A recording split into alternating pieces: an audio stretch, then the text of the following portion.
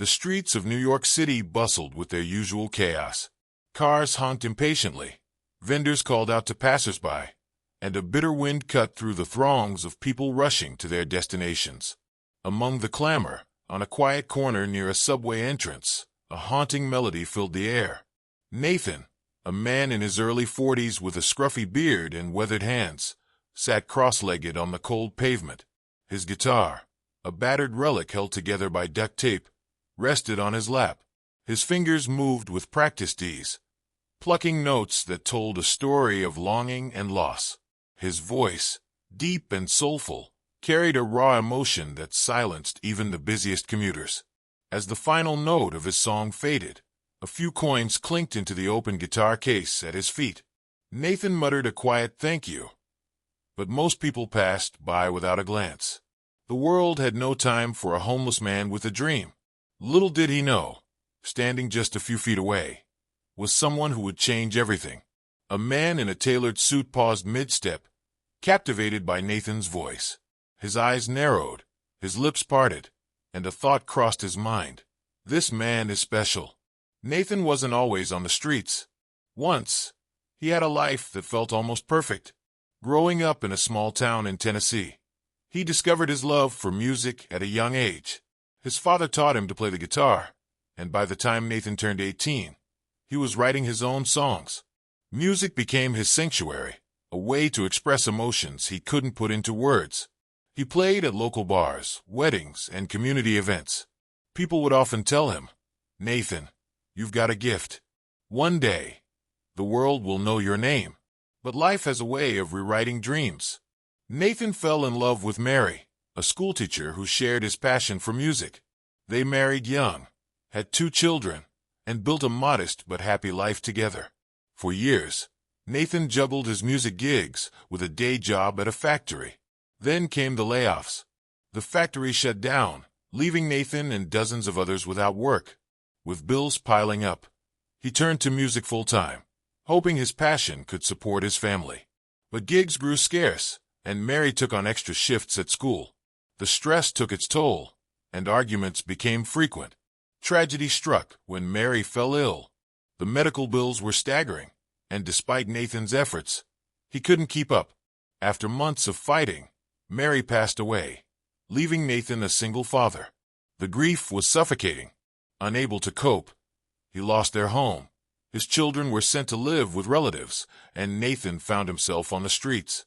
Nathan's days on the streets were a blur of hunger and loneliness, but music kept him alive.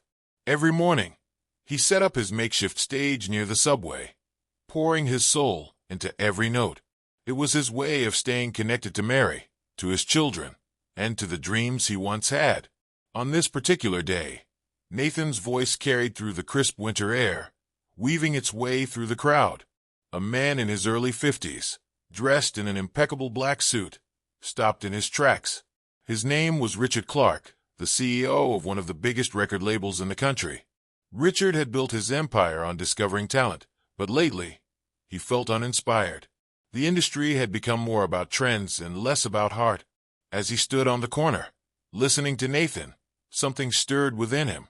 This wasn't just music, it was raw, unfiltered emotion. Nathan finished his song and glanced up to see Richard watching him. Embarrassed, he looked away, expecting the man to keep walking. But Richard didn't move. Instead, he reached into his wallet and pulled out a crisp $100 bill, placing it gently into the guitar case. "Do you write your own songs?" Richard asked. Nathan hesitated, unsure if this was a genuine question or some cruel joke. "Yeah," he said quietly. "I've been writing since I was a kid." Richard nodded. "What's your name?" "Nathan," he replied. "Well, Nathan," Richard said, "I think you have something special. Meet me here tomorrow at noon. I'd like to talk." Nathan watched in stunned silence as Richard walked away, disappearing into the crowd. Was this real? Or just another false hope? The next day, Nathan arrived at the corner an hour early. He clutched his guitar tightly, his mind racing with questions. Would Richard show up? What could he possibly want from a man like Nathan? At exactly noon, a sleek black car pulled up. Richard stepped out, carrying a leather briefcase. He smiled warmly at Nathan and gestured toward a nearby cafe. "Shall we?" Over coffee, Richard listened as Nathan shared his story. He spoke of his love for music, his family, and the tragedies that had brought him to this moment. His voice cracked as he described losing Mary, the guilt of not being able to provide for his children, and the emptiness that had consumed him ever since. Richard didn't interrupt. He simply listened, his expression a mixture of empathy and admiration. When Nathan finished, Richard leaned forward. "Nathan," he began, "your story isn't just heartbreaking. It's powerful. And your voice, it's unlike anything I've heard in years. I believe the world needs to hear you." Nathan frowned. "I appreciate what you're saying, but I'm just a guy on the street. I don't have money, connections, or even a place to live. How could I possibly make it?" Richard smiled. "Leave that to me. All I need from you is your trust and your willingness to try." He slid a business card across the table. "Come to my office tomorrow. We'll record a demo and see where it takes us." For the first time in years, Nathan felt a glimmer of hope. The following weeks were a whirlwind. Richard arranged for Nathan to record his first demo, providing him with a small advance to cover basic needs. Nathan poured every ounce of his soul into the songs, drawing from his pain, love, and resilience. The record label's team was skeptical at first. "A homeless street performer," one executive muttered. But when Nathan's demo played in the conference room, the doubts vanished. His voice was magnetic, his lyrics deeply personal, yet universal. Richard decided to release one of Nathan's songs as a single. It was called Home Again, a ballad about loss and redemption. Within days of its release, the song went viral. Listeners flooded social media with comments like, "This brought me to tears," and "Who is this guy? His voice is pure magic." Radio stations picked up the track, and interview requests poured in. Nathan's face, once weathered and weary, now lit up with disbelief and gratitude. For the first time in years, he wasn't invisible. But the most emotional moment came when Nathan reunited with his children.